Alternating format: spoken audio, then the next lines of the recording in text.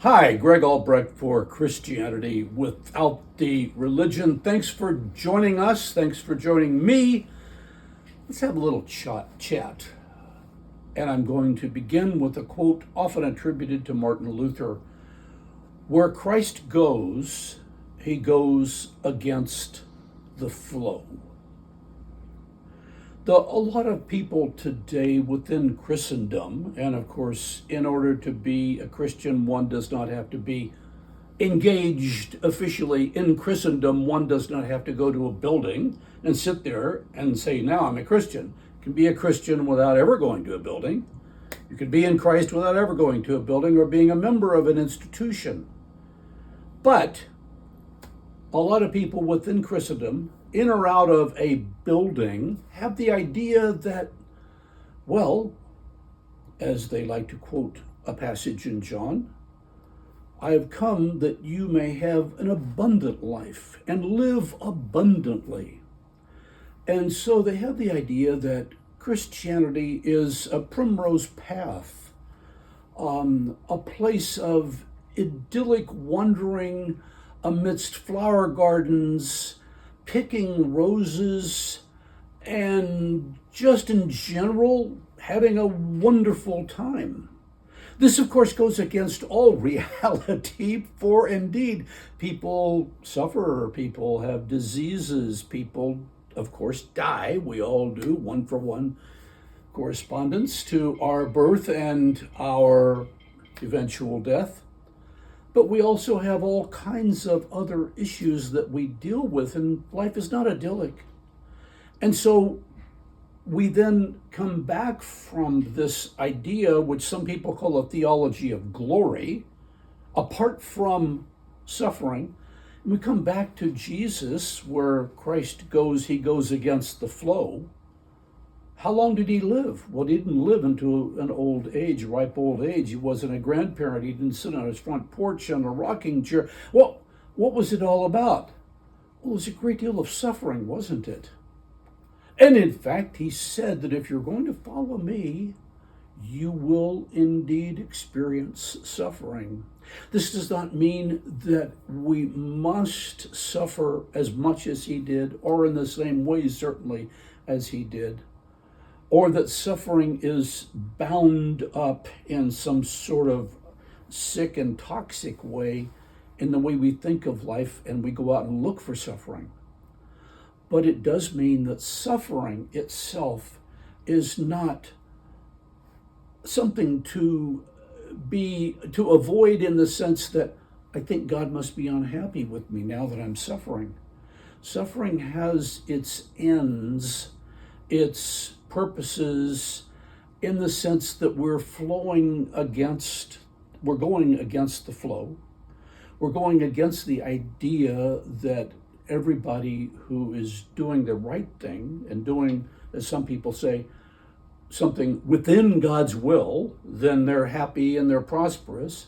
And all the other people who are not are against God's will and doing something wrong.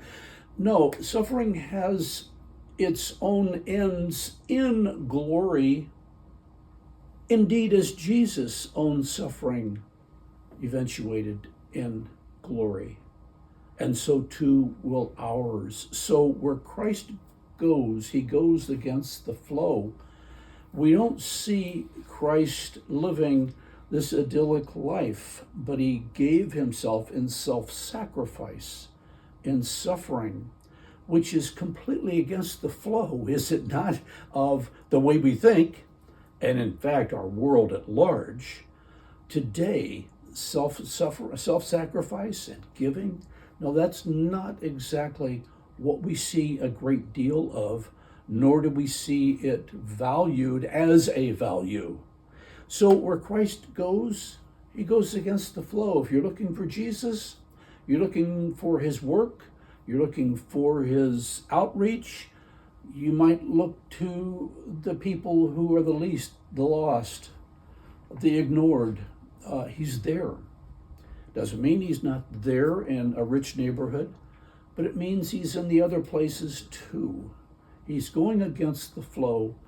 He's not going to be as popular, his teachings and the way he lives his life, as a lot of people would like to think. Indeed, if you read carefully the four Gospels, he wasn't really well accepted by religion, was he? Where Christ goes, he goes against the flow. When you suffer, don't think that God is angry with you. There are lots of reasons for suffering. Where Christ goes, he goes against the flow. Thanks for listening. Give that some thought, won't you?